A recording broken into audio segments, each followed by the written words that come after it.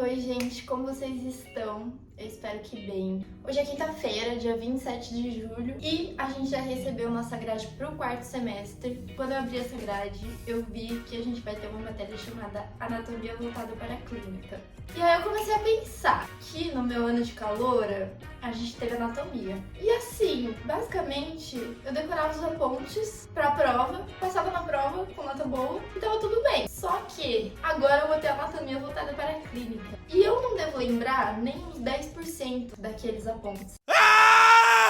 Isso me fez refletir muito sobre como vai ser minha trajetória na medicina, porque no meu ano de caloura, basicamente eu queria aproveitar aquele ano. Era um ano de descanso pós-vestibular. Então eu não racionalizei muito meus estudos, não pensei em estratégias, não pensei sobre o futuro. Só queria aproveitar que eu tava aqui na Unicamp, viver minha experiência universitária, curtir e passar, né? Não ficar de recuperação, que é o que a gente chama de exame aqui.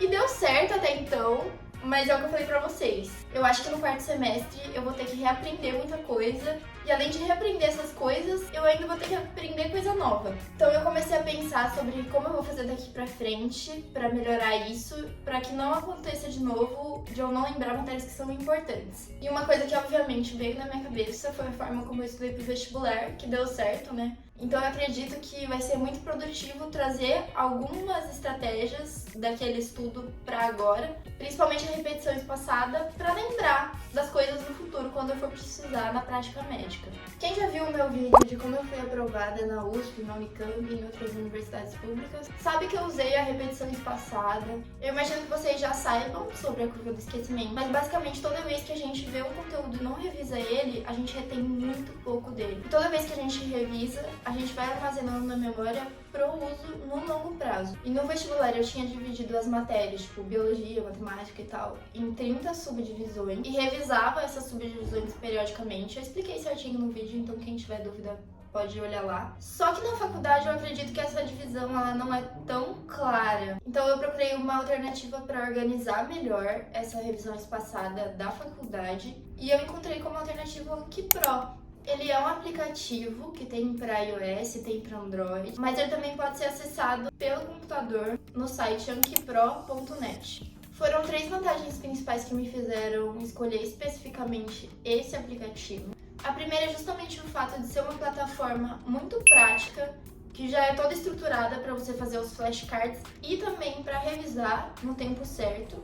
A segunda vantagem é a facilidade de usar ele na rotina. A rotina é muito corrida, o curso é integral, não tem tempo para estudar. Às vezes a gente quer realmente curtir a vida universitária, prefere do que ficar estudando de uma forma maçante. E o bom do AnkiPro é você conseguir inserir pequenos intervalos de estudo onde você estiver e no momento que você quiser. Muitas vezes eu já estudei em intervalo de aula, ou por exemplo, eu precisava estudar para uma matéria difícil e estava tendo aula de uma matéria não tão difícil. E eu estudava na aula da matéria não tão difícil para a matéria difícil. Ou até eu precisava estudar para a matéria que eu estava tendo aula, mas a aula não ia render tanto quanto eu estudar ativamente. Então eu estudava durante a aula daquela matéria, mas não prestava atenção na aula, realmente estudava. E nesses contextos tem muito barulho, tem várias coisas distraindo, e por isso que essa praticidade do AnkiPro é muito valiosa. Porque a cada flashcard que você revisa, você está fazendo um estudo ativo e que é muito curtinho. A única coisa que você precisa fazer é responder uma pergunta que tem que ser curtinha, tem que ser sintética. Você consegue estudar em vários contextos, vários lugares, vários momentos, muito rapidinho,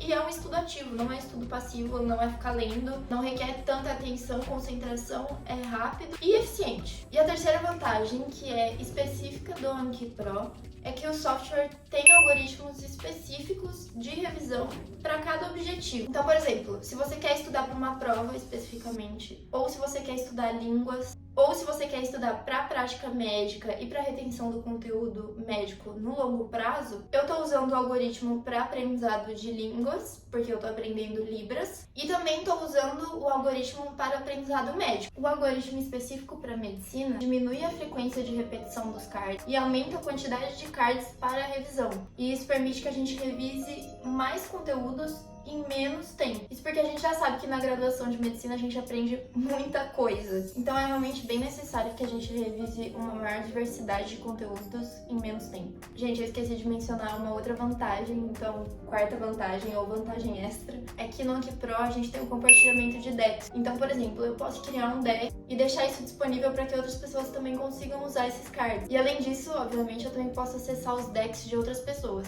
Que essa é uma vantagem muito interessante, porque muitas vezes a gente perde uma parte do conteúdo durante a aula, ou então a gente acha que uma parte do conteúdo não é tão importante e depois a gente descobre que é super importante. Isso é muito frequente, tá? Em neuro, eu lembro que às vezes eu perdia, tipo, 5 segundos de aula, e aí depois eu ia conversar com o meu amigo, que a gente fazia revisão junto, e ele me falava, meu, isso aqui a professora falou que era super importante. Tem a quinta vantagem, ou vantagem extra 2, que eu também tinha esquecido, que é o modo de compartilhamento.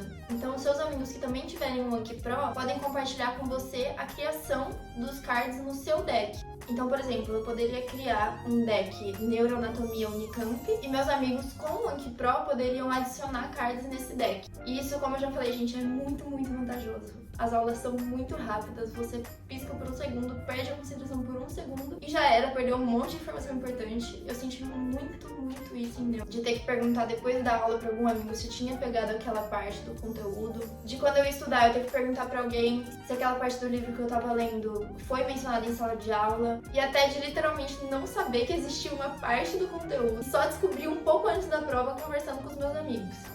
É óbvio que nem tudo que a gente vê no ciclo básico, na faculdade em geral, a gente vai realmente usar para a prática médica e vai ser realmente relevante. A gente vê muita coisa na faculdade, muitas matérias, tem muitos mais detalhes do que a gente realmente vai precisar. Mas você pode ir apagando os cards que você considerar que não são mais importantes. E é legal lembrar que a gente só vai ter a oportunidade de fazer a faculdade de medicina uma vez. Então você ter esse conteúdo armazenado é muito valioso. E além disso, a gente ainda não sabe discernir o que vai ser realmente importante na prática médica, porque muitos de nós ainda não decidiu qual especialidade vai seguir, então não sabe se tudo aquilo é realmente necessário pra gente no futuro. E também a gente tá criando uma base sólida de conhecimento para saber falar o que é importante ou não. Então, como a gente nunca atuou sendo médico, nunca viu realmente o que é essa realidade, a não ser que o professor fale, olha gente, isso aqui é importante para vocês no futuro. A gente não vai saber se é realmente importante ou não. Justamente porque a gente nunca viveu e porque a gente ainda não estudou o conteúdo que a gente está tendo naquela aula.